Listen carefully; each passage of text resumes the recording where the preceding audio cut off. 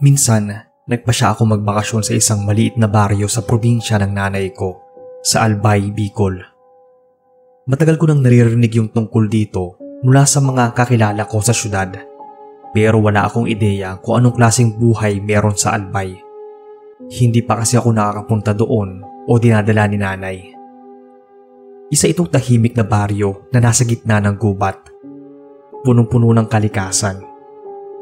Maganda sanang pagkakataon yon para maapagpahinga at makalimot sa abala ng buhay sa lungsod, lalo sa trabaho. Santa Ines yung pangalan ng baryong yon, at sa unang tingin, maaliwalas to. Nang dumating ako, napansin ko nga ang mga kabahayan na nagkalat sa pagitan ng mga puno at burol, at yung mga tao naman mukhang masayahin at simple ang pamumuhay. Pero may mga bagay na hindi ko agad napansin. Mga detalye na hindi ko inisip na mahalaga pala. Pero unti-unti, naging bahagi ng isang kakaibang karanasan ko. Tubong Albay si nanay, pero hindi ito yung baryong kinalakihan niya. Dahil wala akong kamag-anak sa baryo na yon, naghanap ako ng isang simpleng bahay na matutuluyan. Nangyari pala to mga 30 taon nang nakaraan, kaya medyo pahirapan pa ang paghahanap ng matutuluyan. Isang matandang mag-asawa ang nag-alok sa akin ng kanilang bahay. Sabi nila, hindi nila ako ipagkakait ng matutuluyan sa kabila ng pagiging dayo ko sa lugar. Mukha raw kasi akong mabait. Tinuturing nila akong isang uri ng bisita o di pasaway na hindi naman tutol sa mga tradisyon nila. Tawagin natin ang mag-asawang ito na Mang Felicimo at Aling Lina. Simple lang yung pamumuhay nila sa baryong yon. At kalmado lang yung mga galaw. Isang lumang kubo yung bahay, pero malinis at maayos. Sa unang gabi ko sa baryo Santa Ines, napansin ko na may kakaibang katahimikan sa paligid. Yun bang wala masyadong ingay, maliban sa mga huni ng ibon at mga kaluskos ng dahon sa hangin. Kung tutuusin nga, nakaka-relax. Pero may mga pagkakataon na hindi ko maiwasang makaramdam ng konting takot. Hindi ko naman alam kung anong dahilan. Baka dahil siguro sa pagiging dayo ko at hindi pa ako sanay sa paligid. Dumaan ng mabilis ang unang linggo. Maasikaso yung mga tao sa baryo at wala naman ako naging problema sa pagtanggap nila sa akin. May iilan na rin akong nakilala na mga kabataan at matatanda. Nagkwento sila sa akin tungkol sa buhay sa baryo ng Santa Ines. Sabi nila, tahimik at payapa talaga ang buhay dito. Pero may mga lugar sa gubat na hindi na dapat puntahan pa. Mga lugar na pinaniniwalaang pinamumugaran ng mga engkanto at maligno.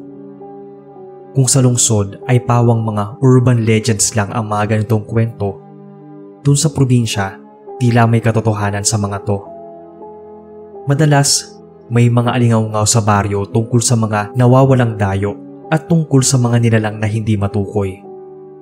Sabi nila, may mga taong nawawala na hindi na natatagpuan pa. Pero sa kabila ng mga kwento at babala, hindi ako nakinig. Yun ang pagkakamali ko. Dahil nga dayo ako, dapat ay nakikinig ako sa kanila. Bagamat natatakot nun, patuloy akong naglakad sa mga kalsadang walang kaalam-alam kung anong lihim ang nakabalot sa madilim na kagubatan. Isang araw, nang mag-isa akong maglakad sa isang gubat malapit sa baryo, napansin ko ang isang matandang puno sa dulo ng daan. Hindi ko alam kung anong klaseng puno yun, pero may kakaibang aura na bumalot dito. Malaki ito, yung ugat sumisilip sa paligid, at yung mga dahon parang may kakaibang tunog o boses na lumalabas mula rito. Sinadyang napadako yung mga mata ko sa isang maliit na butas sa paligid ng puno. Doon ko natagpuan ang isang bagay na hindi ko inaasahan. May isang maliit na bahay na yari sa mga pangkaraniwang materyales, pero may matinding kakaibang dating. Masyadong maliit para sa tirahan ng tao. Tinitigan ko ito at para bang may humihila sa katawan ko na papalapit sa maliit na tirahang yon. Pero nagbalik ako sa ulirat at pinigilan ng sariling mapunta doon gawa ng malakas na puwersang humihila sa akin. Nagpa siya ako magtanong tungkol dito kay Mang Felicimo. Ang sagot lang niya ay wag ko raw gawing biro ang gubat na yon. Baka raw magkaproblema ako. Pero dahil malikot talaga ang pag-iisip ko at curious sa mga nangyayari, binaliwala ko yung payo niya. Hindi ko inisip na may masamang mangyayari. Tulong-tulong kami sa gawaing bahay, pati nasa bakuran. May pagkakataon na ako yung namamalengke at sila ang nagluluto. Binibigyan ko sila kahit kakaunting pera para lang may panggastos at pasasalamat na rin sa pagpapatuloy nila sa akin kahit hindi naman kailangan. Patuloy pa rin ako sa pakikisalamuha sa mga tao at paglibot sa paligid. Pag naman gabi, laging tahimik at madalas ako nagbababad sa mga libro o di kaya ay lalabas saglit at maglalakad-lakad sa paligid. Isang gabi, nang pauwi na ako mula sa pagbisita sa isang naging kaibigan ko na sa baryo, nakaramdam ako ng kakaibang presensya.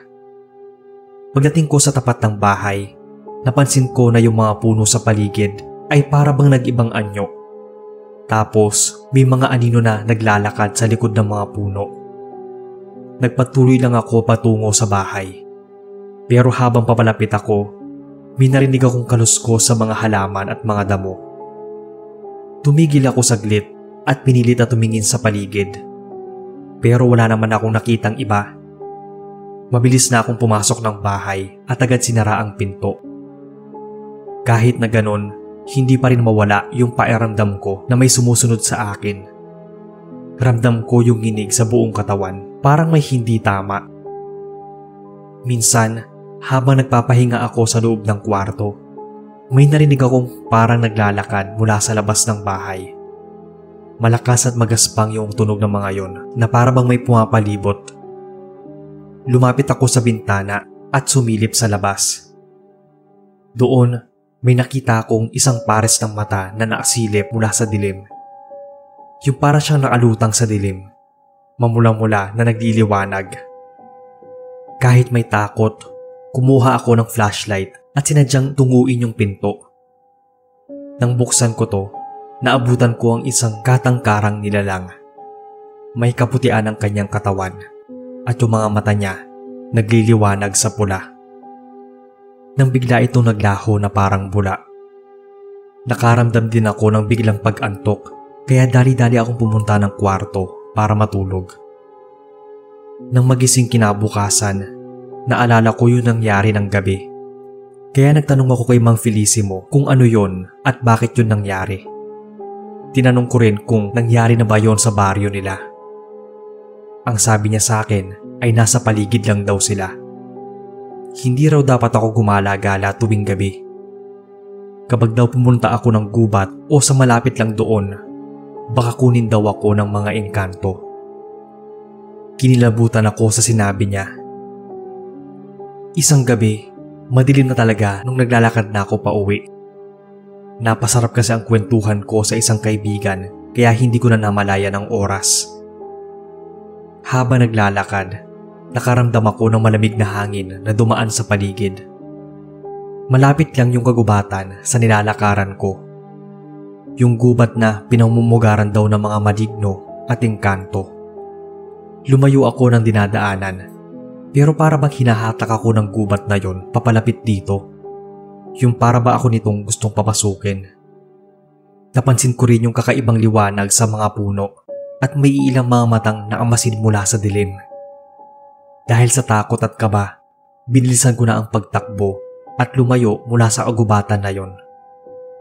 Bago ko pamatanaw yung tinutuluyan kong bahay, nakita ko si Mang Felicimo na papunta sa gubat. Kaya walang ano-ano, sinundan ko siya. Pumasok ako sa loob ng kagubatan. Sinubukan ko siyang hanapin pero hindi ko na siya makita. Sobrang dilim pa ng paligid. Nang mapansin ko yung mga matang nakita ko kanina na nakatingin sa akin, nagliliwanag sila at pulang-pula. Sa isang malaking puno, may nakita akong iba't ibang klase ng pagkain na paborito ko, pati ang ilang mga prutas. Noong mga oras na yon, ramdam ko na natatakam ako. Gusto kong kainin ang mga yon. Lumapit ako at kinuha yung paborito kong fried chicken. Medyo nagdiwanag din yung paligid at maganda ang kapaligiran. Pinapalibutan ito ng alitaptap at mga bulaklak. Yung para bang gusto kong manatili doon at kainin lang ang mga paborito kong pagkain. Ilalapit ko na sana yung fried chicken para agatin. Pero meron sa utak ko na biglang nagsabi na huwag kong kakainin ng mga pagkain sa gubat na galing sa mga engkanto. Hindi na ako makakabalik sa mundo ng mga tao. Boses yun ni Mang Felicimo sa utak ko. Binitawan ko ang fried chicken at dali-daling tumakbo palabas ng gubat kahit na pakiramdam ko habang tumatakbo ako ay may humihila sa akin pabalik. Tumakbo ako ng tumakbo at hinawi ang mga halaman. Halos madapa na nga ako dahil sa iilang bato na natatapakan ko. Hanggang sa makalabas ako ng gubat na yon. Dali-dali akong tumakbo papunta sa bahay kubo. Doon ay biglang bumukas ang pinto at naroon si Mang Felicimo at Aling Lina na hinihintay ang pag-uwi ko. Nagtanong sila kung anong nangyari sa akin dahil pawis na pawis ako at hinihingal pa. Kinwento ko ang mga naranasan ko. Muli na naman akong binalaan na masyado raw akong makulit at palaging gabi na lang kung umuwi. Buti na lang daw at hindi ako tuluyang nakuha ng mga engkanto. Leksyon daw siguro ang nangyari sa akin para magtinuna ako at sumunod sa mga bilin ng mga nakatatanda, lalo at isa akong dayo. Humingi naman ako ng tawad at nagpasalamat sa kanila. Ang sabi ko na mag-iingat na ako palagi. Kinabukasan nun ay nag-empake na ako para magpaalam sa mag-asawang nagpatuloy sa akin at umalis na ng Barrio Santa Ines pabalik sa amin. Masasabi kong isa ito sa mga hindi ko malilimutang nangyari sa buhay ko kahit ilang taon na ang lumipas. Ito rin ang naging dahilan kung bakit nahilig ako sa pagbabasa, panonood at pakikinig ng mga kwentong kababalaghan. Hanggang dito na lang ang kwento ko. Ako pala si Marta, taga Laguna. Isa sa masugid niyong tagapakinig.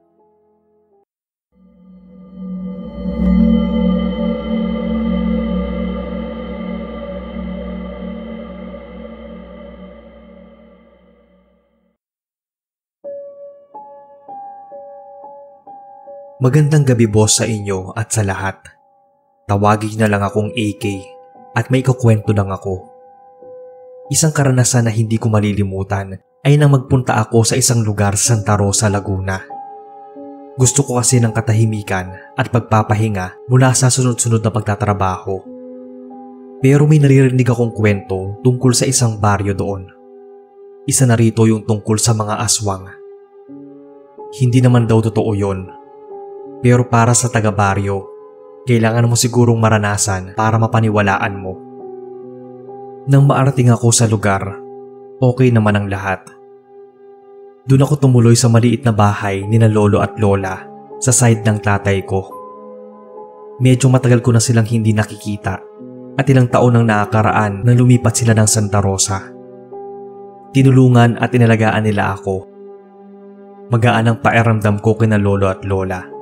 Kaya hindi ko na naisip yung misteryong bumabalot sa lugar nila, sabi sa mga kwento-kwento. Nasa may bandang dulo ang bahay nila lolo at lola. Tahimik ang paligid at halos walang makikita o maririnig na ibang tao kapag gabi na. Masasabi kong ang lugar ay napakaganda sa araw, pero pagsapit ng gabi, para bang may kakaiba. Samahan pa na medyo malapit kami sa mapupunong lugar. Sa may gubat na nga. Hindi ko na lang yun masyadong pinagtuunan ng pansin. Inisip ko na baka ako lang yun dahil nga bago pa sa lugar. Ilang araw na rin ako doon sa Santa Rosa at nai-enjoy ko talaga ang buhay probinsya. Maaga akong nagigising at maaga ring natutulog. May mga pagkakataon na pumapasyal ako sa mga kalapit na barangay o baryo. Nakikilala ko na rin yung mga ibang kapitbahay nina lolo at lola. Magilaw naman sila at halos lahat sila naangiti kapag may dumadaan kahit padayo na tulad ko. Isang gabi, habang pauwi mula sa gala, napansin kong may kakaibang katahimikan sa paligid. Walang hangin at para bang sobrang tahimik. ni kuliglig o kahit anong tunog ng hayop, wala akong nadidinig. Hindi ko alam, pero kinabahan ako nun. Pero nagpatuloy pa rin ako sa paglalakad pa uwi. Nung malapit na ako sa bahay, may narinig akong kaluskos mula sa gilid ng daan. Yung para bang may sumusunod sa akin. Kinutuban ako nun, kaya binilisan ko na ang paglalakad at pumasok agad ng bahay. Pinatay ko rin ang ilaw at naglak ng pinto. Ang bilis ng kabog ng dibdib ko at hindi ko alam kung anong nangyari. Kinabukasan, habang nag-aalmusal kami, tinanong ko sina lolo at lola kung ano bang kwento sa lugar na yon at kung totoo ba yung mga kwento-kwento tungkol sa mga aswang sa baryo. Natawa lang sila dahil wala pa naman daw silang nakakaharap na aswang doon sa Santa Rosa. Marami din daw nangyayaring hindi maipaliwanag sa mundo. Hindi daw nila ako gustong takutin, pero mag-iingat na lang daw ako. Napaisip tuloy ako sa sinabi nila. Kalahati ng utak ko ang nagsasabing kwento-kwento lang yon. Pero habang lumilipas ang mga araw, may kakaibang presensya akong nararamdaman sa paligid. Hindi ko lang alam kung ano. Minsan, tuwing hating gabi, bigla na lang akong may madidinig na mga yabag ng paa na parang pumapalibot sa bahay. Minsan naman ay parang may mga nakatago sa puno at nakasilip sa akin. Yung ganong pakiramdam ba? Mahilig din kasi akong maglakad-lakad at maglakbay, kaya hindi ko naiwasan isang gabi na maglakad sa labas. May kakaibang simo yung hangin nun. Basta mahirap ipaliwanag. Lakad lang ako ng lakad. Nagpapaantok. Kakatapos lang din kasi ng hapunan namin. Malapit lang din naman ako sa bahay. Nang biglang nakarinig ako ng mabilis na kumakaluskos o gumagapang na parang nanggagaling sa isang malaking hayop. Palakas yun ng palakas na parang papunta sa direksyon ko. Nakita ko naggagalawan din yung mga damo at halaman mula sa gilid ng daan. Kaya naman napatakbo ako. Tinitingnan ko pa yung likuran at gilid ko na baka sinusundan na ako ng kung ano man yon. Pagharap ko sa tinatakbuhan, napahinto ako. Dahil mula sa mga damuhan ay biglang may sumulpot na isang napakalaki at napakaitim na baboy ramo. Namumula ang mga mata nito na nakatitig sa akin. Huminto ito at hinarangan ang dadaanan. Para akong napako sa kinatatayuan. Hindi ko alam ang gagawin noong mga oras na yon. Naghalo na yung lamig ng paligid at pawis ko. Dahan-dahan naglakad papalapit sa akin yung itim at malaking baboy ramo na yon. Umaangil pa ito at naglalaway ng malapot. Dahan-dahan din ako napapaatras. Hanggang sa nilakasan ko ang loob ko at tumakbo ng ubod bilis sa may gilid ng daan. Iniwasan ko yung hayop na yon. Habang tumatakbo papunta sa bahay nila lolo at lola, napalingon ako. Wala na yung baboy ramo. Dali-dali kong binuksan ang pinto at nilak yun.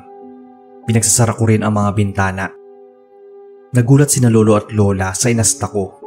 Tinanong kung anong nangyari sa akin at parang hindi raw ako mapakali. Sinabi kong may nakita akong napakalaki at napakaitim na baboy ramo na pulang-pula ang mga mata. Hinahabol ako nito. Napaantanda si lola. Si lolo naman, ang sabi na wala namang malaking baboy ramo sa baryo nila. Baka yun daw yung tinutukoy nilang aswang. Tama nga rin ako nang naisip dahil base sa mga kwento, kayang magpalit ng anyo ang mga aswang ng sa mga hayop tulad ng mga ibon, aso, baboy ramo at kung ano pa. Nang may marinig kaming mabibigat na yabag mula sa labas ng bahay. Malapit na ito sa may pinto. Tapos may biglang kumakatok. Tinanong ni lolo kung sino yon. Hindi sumasagot ang kung sino man yon. Basta patuloy lang siya sa pagkatok. Mabibigat ang bawat katok na parang gustong sirain ang pinto. Kumakaluskos pa nga ito. Rinig din namin ang pag-angil nito mula sa labas. Dali-dali nung kumuha ng itak si lolo. Inutusan naman niya si lola na kumuha ng asin sa kusina.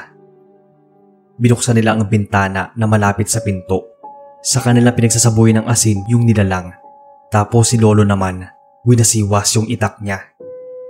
Tumakbo palayo ng pagkabilis-bilis yung baboy ramo na parang umiiyak pa. Isa yun sa gabing pinakamatinding nangyari sa buhay ko. Ang sabi ni na lolo, dahil siguro ay dayo ako sa lugar nila. Kadalasan, ang pinagdidiskitahan ng mga aswang ay yung mga dayo. Hindi namin alam o kilala kung sino yung aswang na yon. Kung taga roon ba sa baryo sa Santa Rosa o taga kabilang baryo o barangay. Basta, kinabukasan nun ay nagpaalam na ako sa lolo't lola ko na babalik na ako sa amin sa Bulacan. Na-enjoy ko naman kahit papaano yung bakasyon ko doon kasama sila. Pero yun na rin yung una at huli kong punta doon sa Santa Rosa. Pakalipas lang din ng 1 taon ay lumipat sila ng ibang bayan sa Laguna. Hanggang dito na lang boss ang kwento ko.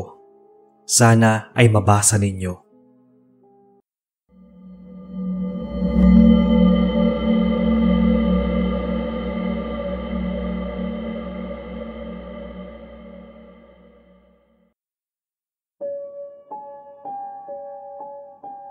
Magandang araw Sir Bob at sa lahat. Itago niyo na lang po sana ang pagkakakilanlan ko. Gusto ko lang ibahagi itong naging karanasan ko noon. Summer yon. Nagdesisyon ako magpunta sa isang maliit na bayan sa Cavite. Matagal ko na nga naisip na makapunta roon at nang nagkaroon ng pagkakataon, agad ko yun kinonfirm. Hindi ko talaga alam kung ano nga asahan ko. Pero sa kabila ng lahat ng hindi ko alam, ninais ko pa rin makarating doon.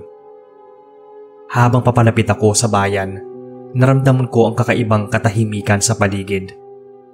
Wala ni isang ingay mula sa sasakyan o mga tao sa kalsada. Minsan, may makikita akong ilang bundok at malalawak na taniman. Pero hindi ko pa rin maiwasan kung anong klaseng lugar ang pinuntahan ko.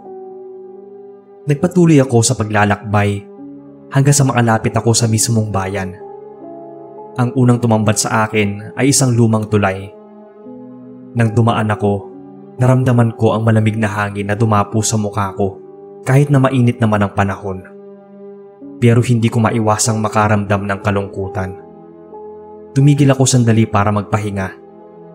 Binalikan ko ang backpack ko at sinimulang ilabas ang ilang mga gamit. Nang may nakita akong isang lumang bahay sa gilid ng daan. Wala pang ibang tao sa paligid.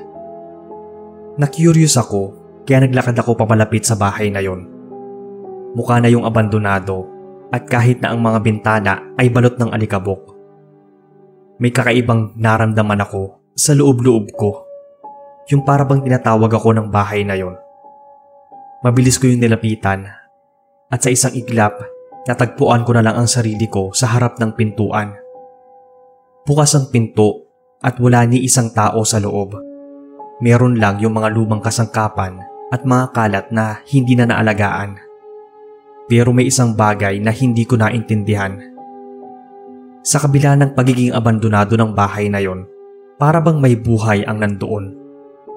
Hindi ko malaman kung kutob ko lang ba yon, pero parang may mga matang sumusunod sa bawat galaw ko. Hindi ko na pinansin at nagpatuloy sa pag-iikot sa loob ng bahay. Habang tinitingnan ko ang matandang bahay na yon, may isang pader na tinamaan ng sikat ng araw mula sa isang maliit na bintana. Doon ko napansin ang isang lumang litrato. Ang nasa litrato na yon ay isang pamilya na nakatambay sa harap ng bahay. Hindi ko maiwasang magtaka sa kanilang mga muka. Kakaiba yung mga mata nila sa litrato. Masyado lang sigurong malalim ako mag-isip, pero para bang may lihim sa ilalim nun. Nang itigil kong tingnan ang larawan, binalot ako ng malamig na pakiramdam. Ipinagsawalang bahala ko yon at nagpatuloy sa pag-iikot sa lumang bahay hanggang sa may narinig akong mga yabag. Naisip ko na baka may ibang tao ring dumaan. Nang tumingin ako sa may pintuan, hindi ako makapaniwala sa nakita ko. Yung dating malamlam na tanawin sa labas, napalitan ng isang liwanag. Yung buong lugar na nasa labas. Mga puno, damo, daan, at kung ano pang anino nito ay tila sa isang iglap, isang kakaibang liwanag na hindi ko maipaliwanag. Nagbago rin yung bahay sa isang kisap mata. Yung mga agamitan na nakita ko kanina at yung mga pader na matagal nang pinabayaan ay nagkaroon na ng mga bitak-bitak. Hindi ko na kaya pang magpatuloy dahil sa bigat na nararamdaman. Pabalik na ako ng pintuan. Pero bago pa yon, may narinig akong malalim na tinig sa likuran ko. Binalingan ko ito ng mabilis at napansin ko ang isang anino na dahan-dahang lumalapit sa akin. Hindi ko alam kung anong klaseng nilalang yon. Pero ang alam ko, hindi yun tao. Yung katawan kasi nito, mahaba ang mga galamay. Pansin ko rin ang mga mata nito na naglalagablab na parang apoy. Hindi ako makapag-isip ng malinaw nun. Hindi ko alam kung nananaginip lang ba ako, pero totoo kasi yung nangyayari sa akin. Tumakbo ako palayo. Pero kahit saan ako tumingin, yung anino na yon ay patuloy pa rin sumusunod sa akin. Bumigat yung mga paa ko. Mabigat ang pakiramdam, pati na ang hangin na parang nahihirapan akong huminga. Habang patuloy at pilit na tumatakbo, ramdam ko na parang huminto yung oras. Yung mga puno at mga bundok sa paligid, nagmistulang mga patay na bagay. At ako naman, pilit na kumakawala sa kawalan. Takot ang sumakop sa akin noong mga oras na yon. Ramdam ko pa rin yung pagsunod at paglapit sa akin ng nilalang sa likuran ko. Pero nagpatuloy pa rin ako sa pagtakas. Pinilit ko ang sarili ko at ang lakas para makalabas ng gubat na yon.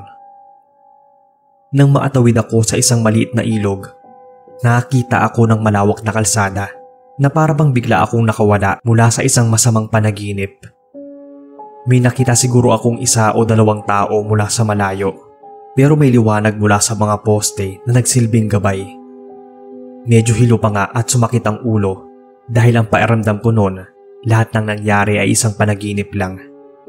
Pero nang tingnan ko ang mga kamay ko, may mga maliliit na sugat. Pinahiran ko muna yon at nilagyan ng alkohol. Nang makalapit sa bayan, napansin ko na may mga tao na roon. Pero parang may kakaiba sa kanila. Yung ilan nga ay tumingin sa akin na parang nagtatanong na kung sino ako. Isang dayo sa lugar. Nagpunta doon para puntahan ang tiyahin ko na matagal ko nang hindi nakikita.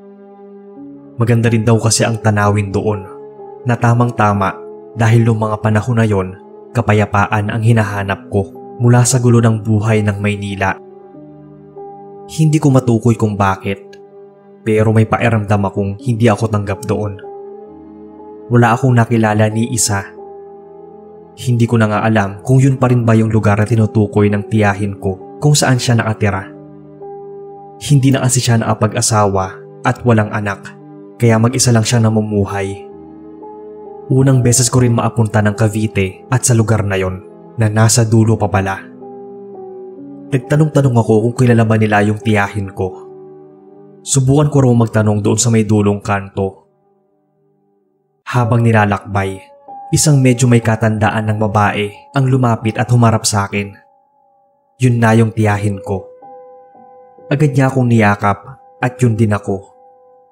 Nagdadalaga pa lang kasi ako nung huli ko siyang nakita at isa siya sa masasabi kong napakabait sa akin.